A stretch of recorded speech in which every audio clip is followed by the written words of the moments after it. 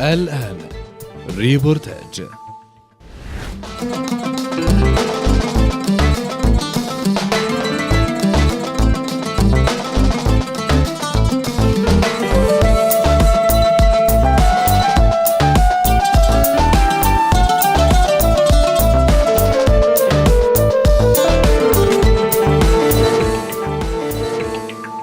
Welcome you all, ladies and gentlemen, in a new episode of Reportage with me, Samara Yarimi. And of course, our first segment, the news.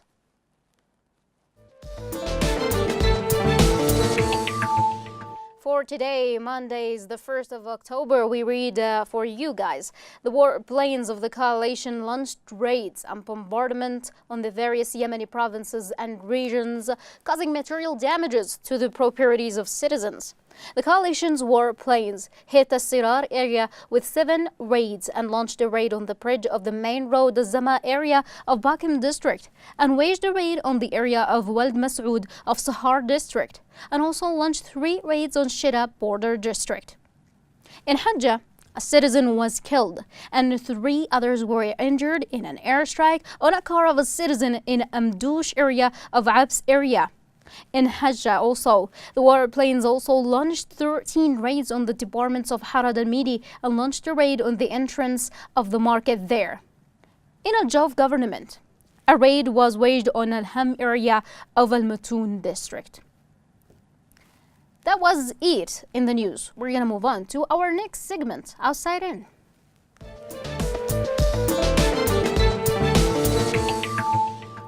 In our daily tour, we're going to begin our world of the press from the Ecclesia, and we read this headline. Australia must ensure military exports not used in unlawful attacks in Yemen, say non-governmental organizations. And we shall read this headline from the Middle East Eye. Saudi military colonialism sparks protest movement in Yemen's east. The peaceful province of Al-Mahra is awash with Riyadh soldiers who many Yemenis believe are there for one reason: money. And from the Lee Rockwell, we come across this headline. Where does our attention belong? Kavanaugh or Yemen? So that was a questioning from LeeRockwell.com. And from Atlantic website, we read this headline: the United States could end the war in Yemen if it wanted to. And we read this headline from Al-Monitor website. UN warns famine after Yemen talks sputter. And finally, from the defense website, we read this headline: Germany exports $295 million worth of arms to Saudi Arabia despite Yemen involvement. That's it in Outside In. We're gonna check one of our reports in our next segment.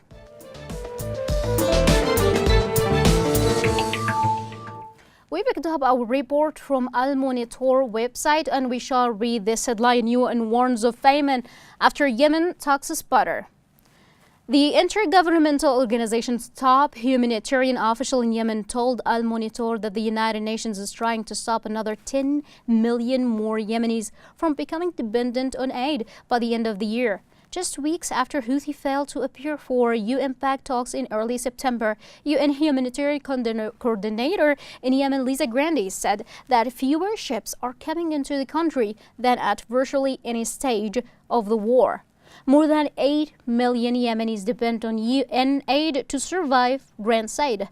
That's even as Saudi Arabia and the United Arab Emirates promised to open routes out of the embattled port city of Hodeidah, the entry point for 3/4 of Yemen aid, and agreed to evacuate sick Yemenis who cannot be treated in the war-ravaged country.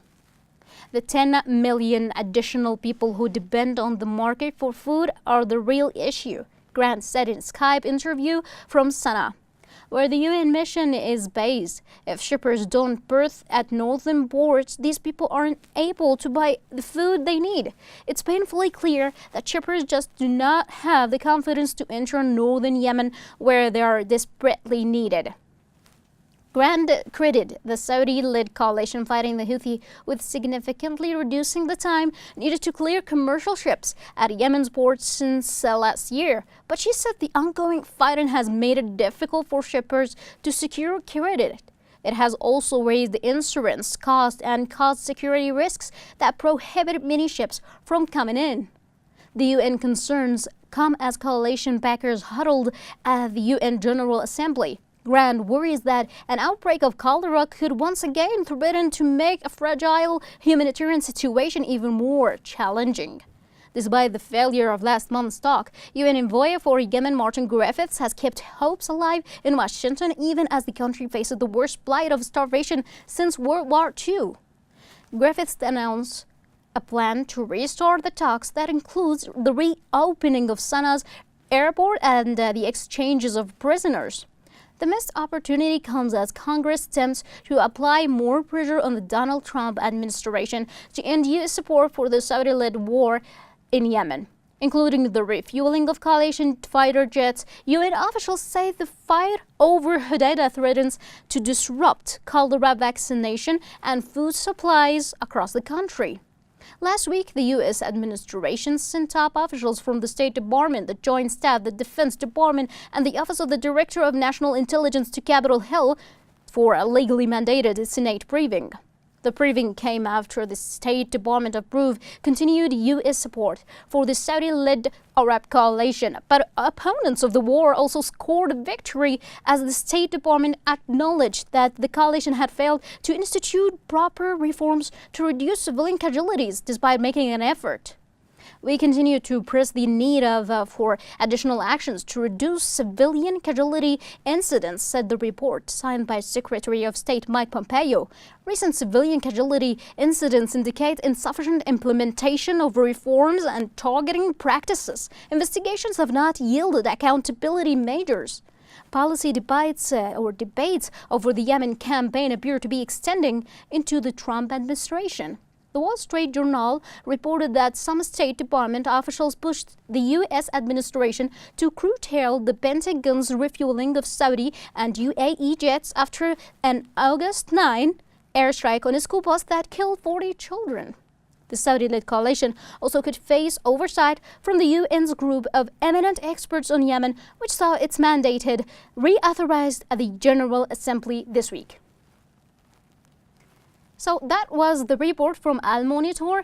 22 million people here in Yemen need as soon as possible the humanitarian aid and humanitarian aid as well. There is almost 8 million children. They also are facing starvation and they're on the brink of famine. So I guess it's going to be a little bit difficult to talk about such situations, especially the people in Hodeidah. They're eating leaves and that's it. I hope that some actions would take their own steps toward this case, toward this issue, to solve it as well. So that's it for our report, guys. We're going to move on to the next segment. A name.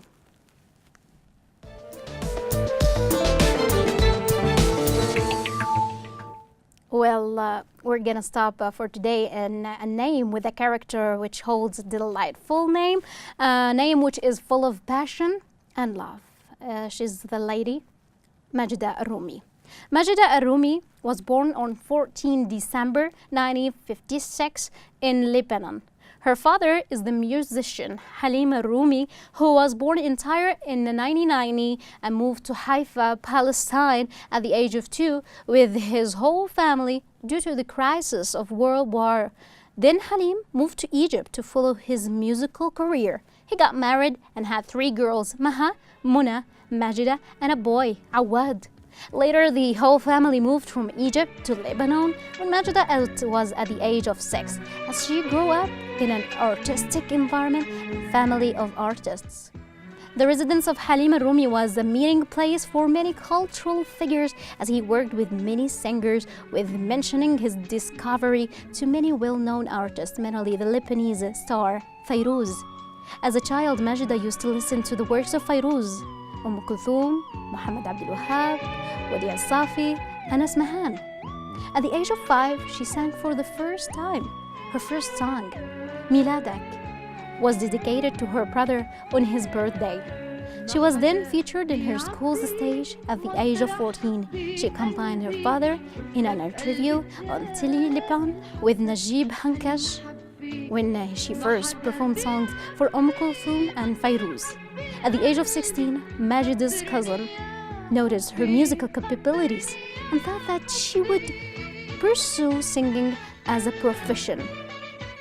She participated in the talent show studio Ilfan in 1974 after she sneaked out of the house with her brother and her cousins.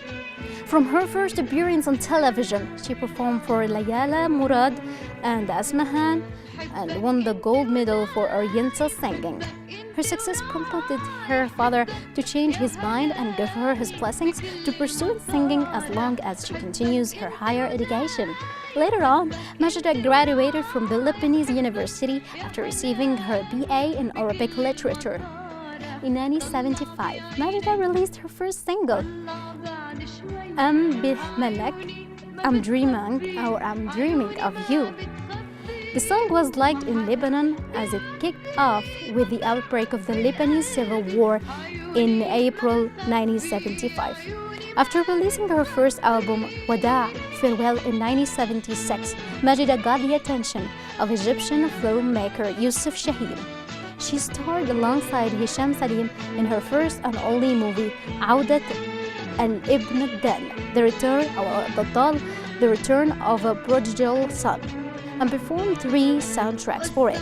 Majida since then used to stand in most of the Arab and international theaters to chant and sing her lovely songs, which attracted millions of fans around the world. She stood twice on the Paris Olympia stage, first time in 1993 and second time in 1998, sponsored by Lebanese First Lady at the time, Mrs. Mona Hirawi. Majida has also performed at Avery Fisher Hall in Lincoln Center, Carnegie Hall, and Hunter College in New York City, as well as the Place des Arts in Montreal, Quebec, Canada, and November 2003, attended by more than 3,000 people with incredible standing ovation that headed the Côte du Levois in 2003 for 2 concerts, which were returned as benefits to Civil War orphans. Majida Rumi was appointed an ambassador for the United Nations Food and Agriculture Organization's FAO on World Food Day, 16 October 2001, in an official ceremony in Rome, Italy. She has participated in numerous roundtable discussions on the role of FAO ambassadors in helping the organization combat world hunger. As FAO ambassador, Majida inaugurated the first annual agricultural week in Lebanon and dedicated the book prepared by FAO, Sanabil al-Khair, on 8 November 2005 during an official ceremony to celebrate World Food Day 16th anniversary at the UNESCO Palace in Beirut. During many cultural, social, and political events, Majida Rumi always chooses to deliver messages or words asked to give a speech for the occasion. Some marked speeches of her and hers as well are, I'm proud to be Lebanese, since my citizenship corresponds to such marvelous, clear, irresistible voice, like that of Majida Rumi, who rarely has any resemble. Her talent equals her modesty, and her beauty equals her spontaneousness. While pursuing our dreams and hopes, we tend to forget the importance of our bones, and we end up wearing them out. We realize only when it's too late that we don't take care of them. This is why I'm participating in this campaign. She should light on this truth, because if we are aware, we can avoid this terrible disease and thereby avoid misery, sadness, and a poor quality of life. The most beautiful thing about Majida Rumi that she usually sings with the Arabic language, and that's it. So she's a great lady, and her songs, the words of her songs are very modest and very beautiful. One of her best songs that I picked up, and with the editor here, Afaf Al-Blayli, picked it for you guys. It's Kun Jamilan, Kam Jamilan, how much it's beautiful. this was one of her own songs, but we picked up for you another song. Let's listen to it, and I'm singing with the song Sia. طلع بعيني طلع بعد شوي عيوني ما بتخبي عيوني ما بتخبي وما حدا بيعدي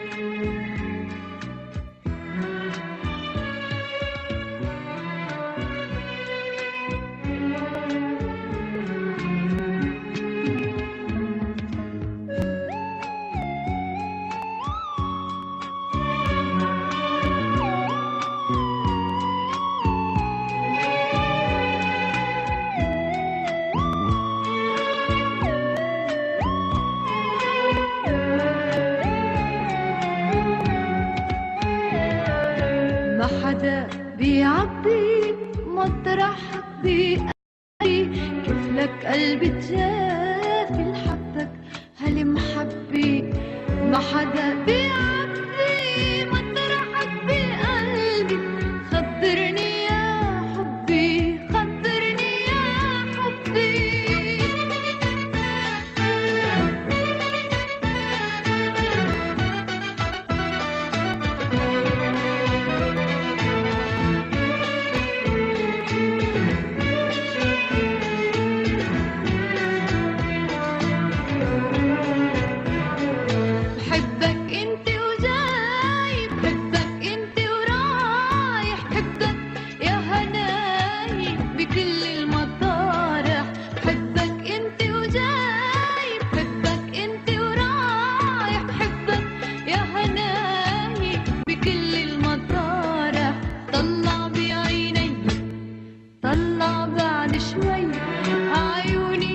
بتخبي عيوني ما بتخبي وما حدا بيعدي مطرحك بقلبي عيوني ما بتخبي عيوني ما بتخبي